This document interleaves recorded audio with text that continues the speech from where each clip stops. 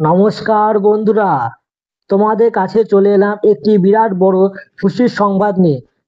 বন্ধুরা, তোমরা যারা দীর্ঘদিন ধরে ইন্ডিয়া পোস্ট জিডিএস অনলাইন 2025-এর বিজ্ঞপ্তির জন্য অপেক্ষা করছিলে, তাদের জন্য একটি দারুণ খুশির খবর।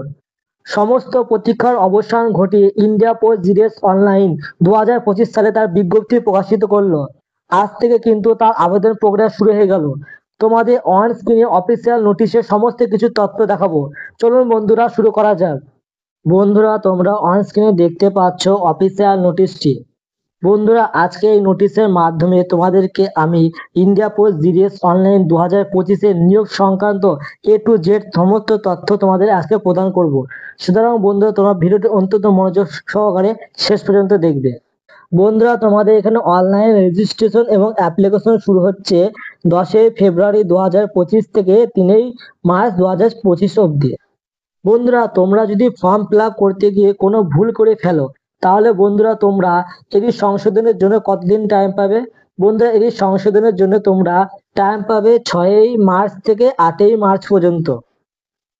এইখানে তোমাদের স্যালারি কত দেওয়া হবে? এখানে তোমরা যদি বিপিএম এ চান্স পাও, তাহলে তোমাদের এখানে স্যালারি হবে 12,000 থেকে শুরু করে 29,380 টাকা পর্যন্ত। এবং তোমরা যদি এবিপিএম অর্থাৎ অ্যাসিস্ট্যান্ট ব্রাঞ্চ পোস্টমাস্টার অথবা ডাক সেবকের চান্স পাও, তাহলে তোমাদের এখানে বেতন হবে 10,000 থেকে 24,470 টাকা পর্যন্ত। তাহলে বন্ধুরা, এবার দেখে নাও তোমাদের এখানে আবেদন করতে তোমাদের এজ লিমিট কি চাওয়া হয়েছে। বন্ধুরা, তোমাদের এখানে মিনিমাম এজ অর্থাৎ তোমাদের এখানে সর্বনিম্ন বয়স হতে হবে 18 বছর এবং ম্যাক্সিমাম এজ অর্থাৎ তোমাদের সর্বোচ্চ বয়স হতে হবে 40 বছর। এছাড়াও বন্ধুরা, তোমরা এখানে সরকারি নিয়ম অনুযায়ী কিছু ছাড় পেয়ে থাকবে। কারা এই ছাড় পেয়ে থাকবে? বন্ধুরা, তোমরা যদি SC/ST ক্যান্ডিডেট হয়ে থাকো, তাহলে বন্ধুরা তোমরা এখানে 5 বছরের ছাড় পেয়ে থাকবে। এবং বন্ধুরা, তোমরা যদি ওবিসি ক্যান্ডিডেট হয়ে থাকো, তাহলে বন্ধুরা তোমরা এখানে 3 বছরের ছাড় পেয়ে থাকবে। এবং বন্ধুরা, তোমরা যদি PWD হয়ে থাকো, তাহলে তোমরা এখানে 10 বছরের ছাড় পেয়ে থাকবে। তোমাদের এখানে আবেদন করতে শিক্ষাগত যোগ্যতা কি চাওয়া হয়েছে?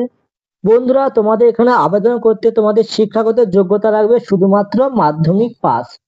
অর্থাৎ বন্ধুরা, তোমরা যে কোনো স্বীকৃত বিদ্যালয় থেকে ন্যূনতম যদি মাধ্যমিক পাস করে থাকে, তাহলেই তোমরা এখানে আবেদন করতে পারবে।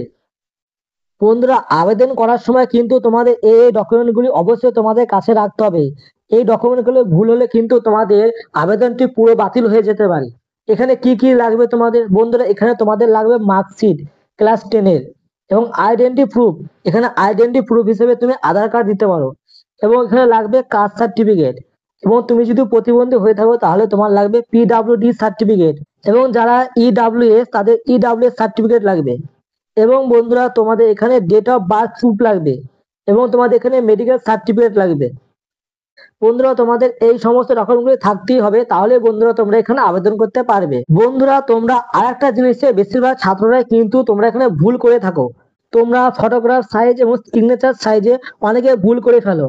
বন্ধুরা, তোমাদের কিন্তু অবশ্যই যে ফটোটা দিতে হবে, সেটা কিন্তু তোমাদের 50 KB নিচে হতে হবে এবং তোমাদের যে সিগনেচারটা দেবে, সেটা কিন্তু তোমাদের 20 KB নিচে হতে হবে। এর কম বেশি হলে কিন্তু বন্ধুরা তোমাদের আবেদনটি কিন্তু বাতিল হয়ে যেতে পারে। তাই আবেদন করার সময় কিন্তু এই ছোট ছোট বিষয়গুলি খেয়াল রাখতে হবে তোমাদেরকে।